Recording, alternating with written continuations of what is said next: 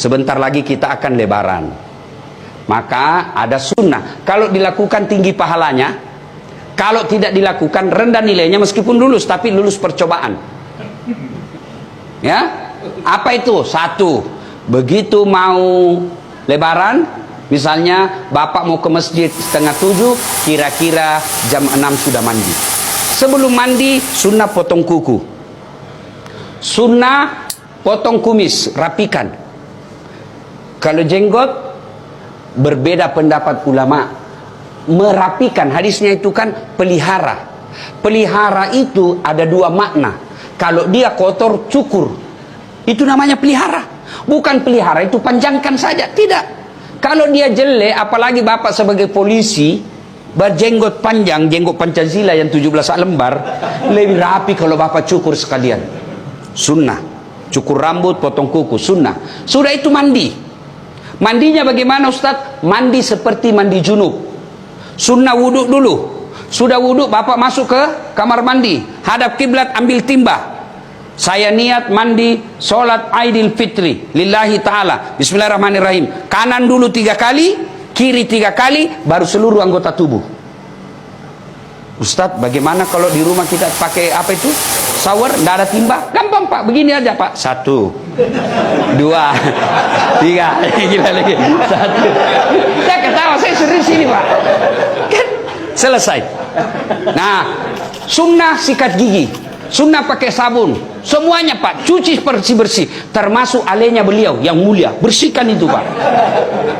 Sudah, terakhir basuh kaki. Kalau bapak tidak kencing lagi setelah basuh kaki, bapak tidak usah wudhu, sudah itu gantinya. Tapi kalau mau lagi merasa tenang,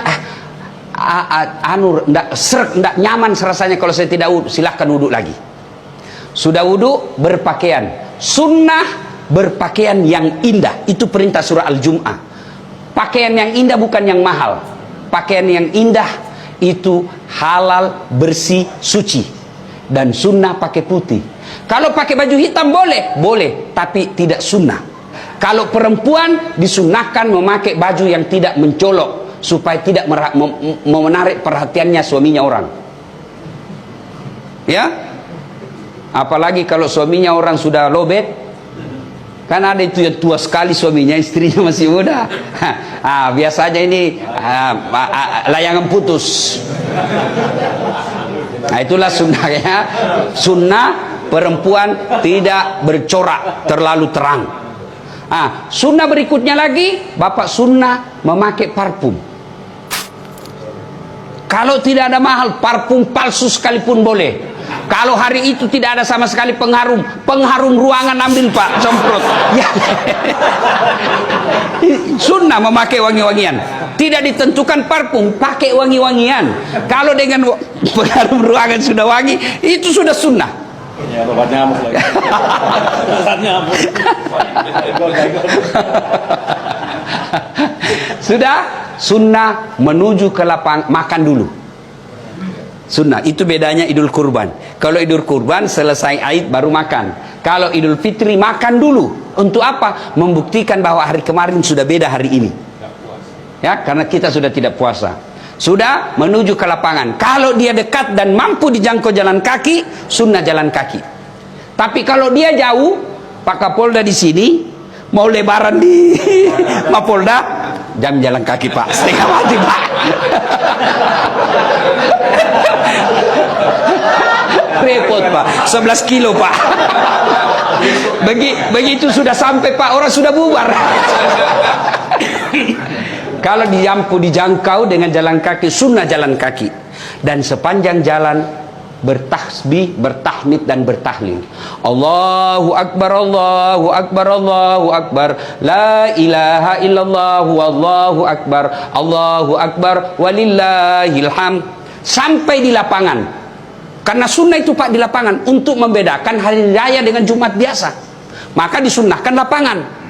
Nah, sampai di lapangan tidak ada sholat qabliyah, tidak ada sholat sunnah, langsung duduk. Sambil duduk memuji-muji Allah, takbir, tahbil, takmid. Allahu Akbar, Allahu Akbar, la ilaha illallah, wallahu akbar, Allahu Akbar, walillahil hamd. Sudah masuk, tiba saatnya sholat. Sholat Idul Fitri, niatnya tidak usah bapak hafal.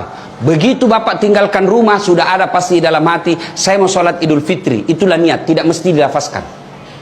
Kalau bapak mau ambil cara praktis, bilang saja begini, Tuhan, sholat sunnah Idul Fitri ya. Allahu Akbar.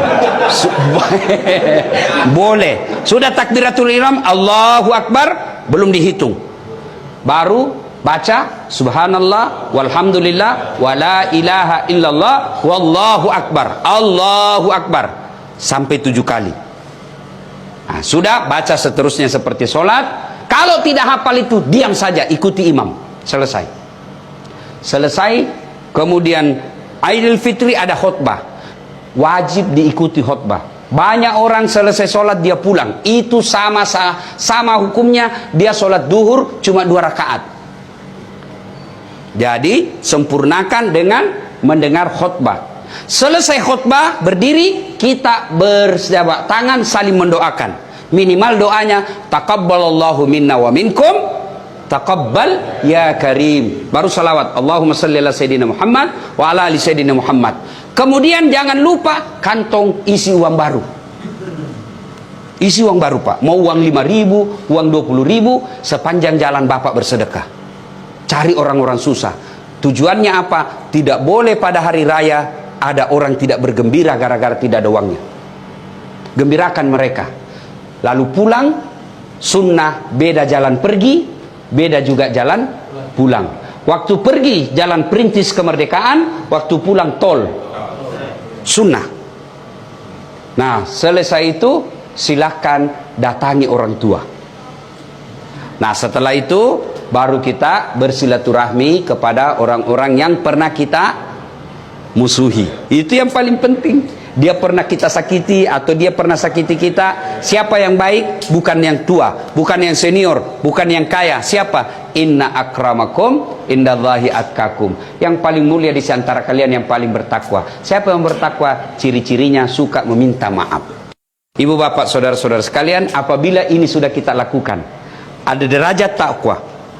Pak Kapolda sudah sekolahkan dirinya, ternyata pulang punya prestasi, pasti ada promosi. Begitu juga ketika sudah mencapai derajat takwa, tidak mungkin Allah tidak mengapresiasi, pasti ada promosi. Apa janji Allah? Man yattaqillaha, siapa yang bertakwa kepadaku, yaj'allahu makhraja, saya angkat derajatnya. 2, ku ampuni segala dosa-dosanya. 3, aku bukakan pintu rezeki dari jalan yang dia tidak sangka-sangka. Demikian, lebih dan kurangnya mohon dimaafkan. Assalamualaikum warahmatullahi wabarakatuh.